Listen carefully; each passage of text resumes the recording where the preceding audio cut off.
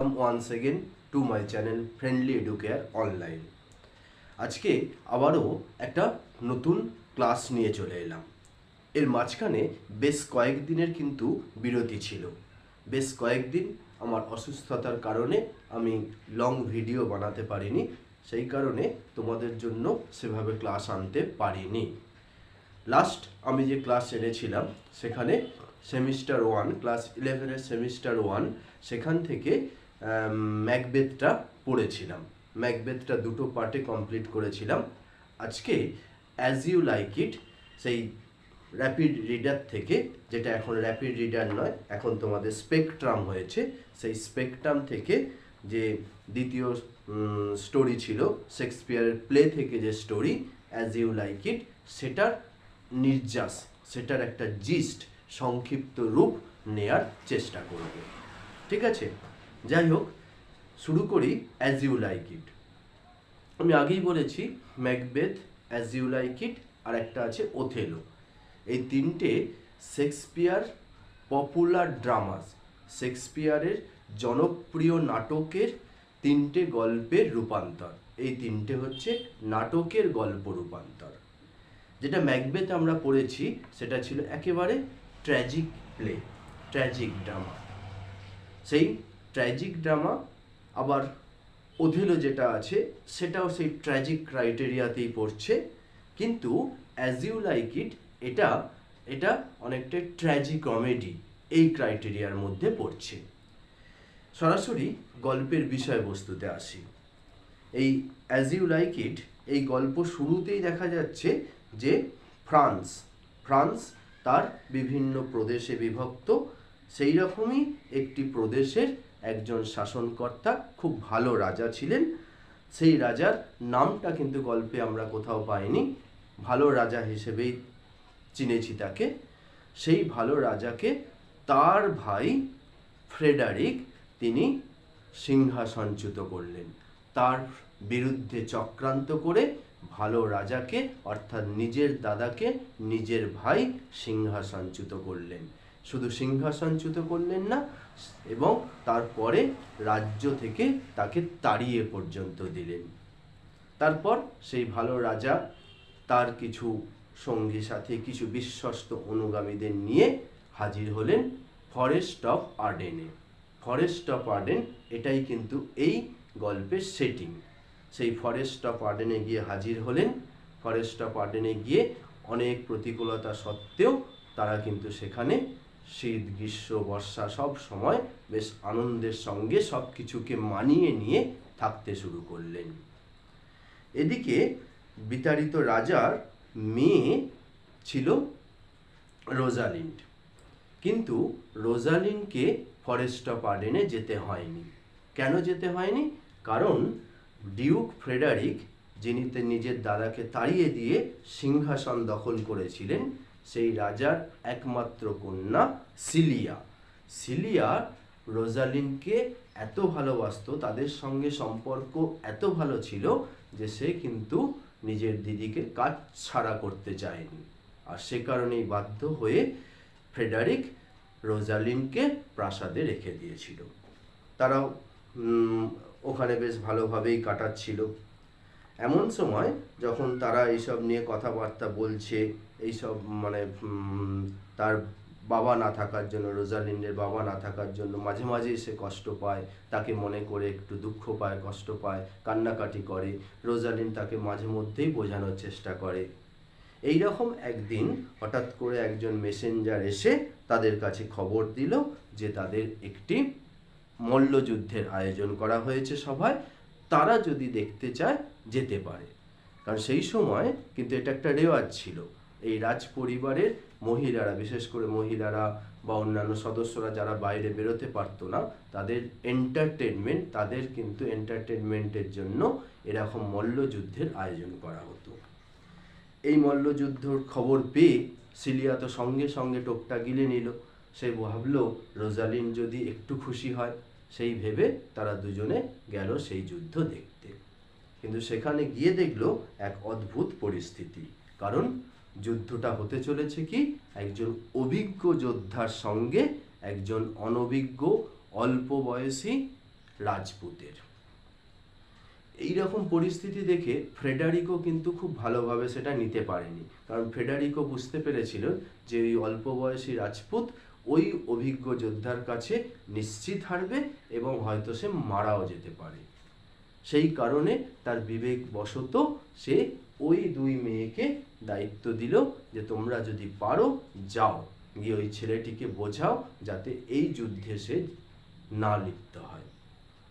তারা যথারীতি গিয়ে তাকে বোঝালো, কিন্তু ছেলেটি কোনো প্রকারেই তাদের কথা কর্ণপাত করলো না, উল্টে তাদের কাছে ক্ষমা চেয়ে নিল যে তোমাদের মতো মহিলাদের কথা, সুন্দরী মহিলাদের কথা আমি অস্বীকার করছি, রাখতে পারছি না, সেজন্য দুঃখিত। তার সঙ্গে এটাও বলেছিল যে সে আসলে এই পৃথিবীর যেন জঞ্জাল, তার মতো মানুষ এই পৃথিবীতে না থাকাই ভালো, মরে যাবে, কারণ মরে গেলেও কিছু যায় আসে না, সে মরে গেলেও পৃথিবীতে তার জন্য কাঁদার কেউ নেই। এইরকমভাবে সে আরও কথা বলেছিল। আর এই কথাগুলো কিন্তু ওদের দুজনকে, বিশেষ করে রোজালিন্ডকে খুব টাচ করেছিল, রোজালিন্ডের হৃদয় ছুঁয়েছিল, কারণ রোজালিন্ড একা আর সেই ছেলেটিও একা। এইরকম একটা অবস্থা দেখে নিজের সঙ্গে মিল পেয়ে তার প্রতি আরও করুণা তার বেড়ে গিয়েছিল। যাই হোক, শেষ পর্যন্ত সেই যুদ্ধ হলো এবং সেই যুদ্ধে অদ্ভুত রকমভাবে, বিস্ময়করভাবে সেই রাজপুত অল্প বয়সী ছেলে সকলকে চমকে দিয়ে জিতে গেল। এবং এই জয় সেই রাজপুত অল্প বয়সী ছেলেটিও যেন বিশ্বাস করতে পারছিল না, সে কথা বলতে পারছিল না, সেই আনন্দে কিছুক্ষণ কথা বলতে পারছিল না। এদিকে কি হলো, যথারীতি রাজা খুব খুশি হলো। ফ্রেডারিক রাজা, বর্তমান রাজা, তিনি খুব খুশি হলেন। এইরকম একটা অল্প বয়সী ছেলে আবার রাজপুত, এরকম তার বীরত্ব দেখে ভীষণ মুগ্ধ হয়ে স্বাভাবিকভাবে তিনি একটু আশা করছিলেন তার মেয়ে সিলিয়ার পাত্র হিসাবে তাকে পাওয়ার। কিন্তু পরবর্তীতে যখন তার সম্পর্কে ডিটেলসে আরও জানতে চাইল, তখন তিনি জানতে পারলেন যে ওই রাজপুত, ওই অল্প বয়সী ছেলে আসলে স্যার রাওল্যান্ড ডি বয়েজের ছোট ছেলে। স্যার রাওল্যান্ড ডি বয়েজকে, তাকে কিন্তু ফ্রেডারিক খুব ভালোভাবেই চিনতেন। ফ্রেডারিকের দাদা, যাকে তাড়িয়ে দিয়েছেন, তার খুব ভালো বন্ধু ছিল স্যার রাওল্যান্ড ডি বয়েজ। আর এখানেই হলো বিপদ। স্যার রাওল্যান্ড ডি বয়েজের ছেলে হওয়ার কারণে ফ্রেডারিক কিন্তু সেটা ভালো চোখে নিতে পারল না, এবং রাজা খুশি হয়নি এটা দেখে স্বাভাবিকভাবে সেই ছেলেটিও একটু দুঃখী হলো। এই রকম সময় সিলিয়া আর রোজালিন্ড তাদের ছেলেটির কাছে গেল, গিয়ে তাকে ধন্যবাদ জানালো এই রকম একটা অপূর্ব জয়ের জন্য। রোজালিন্ড এক ধাপ এগিয়ে গিয়ে তার গলা থেকে একটা মালা, এই মালা ঠিক নয়, গলা থেকে একটা চেন, সোনার চেন ছিল, সেই চেনটা তার গলায় পরিয়ে দিল এবং তাকে এটাও বলেছিল যে আমার যদি ক্ষমতা থাকতো, আমার বাবা যদি রাজা থাকতেন, তাহলে হয়তো আমি এর চেয়ে বেশি কিছু উপহার তোমায় দিতাম। এইরকমভাবে এবার রোজালিন্ড আর অরল্যান্ডোর মধ্যে কোথাও না কোথাও একটা কানেকশান, একটা সংযোগ, তাদের মধ্যে ভালো লাগা তৈরি হলো। এইরকমভাবে যখনই দুই বোন একা থাকতো, তখনই রোজালিন্ড সেই ছেলেটিকে নিয়ে, সেই রাজপুতকে নিয়েই আলাপ আলোচনা করতো, কথাবার্তা বলতো। এইরকমভাবে চলতে লাগলো। একদিন কি হলো, হঠাৎ করে ফ্রেডারিক খুব রেগে গেলেন। রেগে গিয়ে তিনি সরাসরি সেই তাদের ঘরে এলেন, যে ঘরে ওই দুই বোন ছিল। এসে রোজালিন্ডকে বললেন যে তুমিও তোমার বাবার সঙ্গে ফরেস্ট অফ আর্ডেনে চলে যাও, এই প্রাসাদে তোমার আর ঠাঁই হবে না। সিলিয়া অ্যাজ এক্সপেক্টেড, আশা মতোই সিলিয়া তার বাবার কাছে অনুরোধ করলো, কিন্তু এবারে তার বাবা বলল কোনোভাবেই তোমার অনুরোধ আমি সাড়া দেব না। সিলিয়া, তুমি বুঝতে পারছো না, তোমার ভালোর জন্যই আমি যা করছি, তোমার ভালোর জন্য করছি।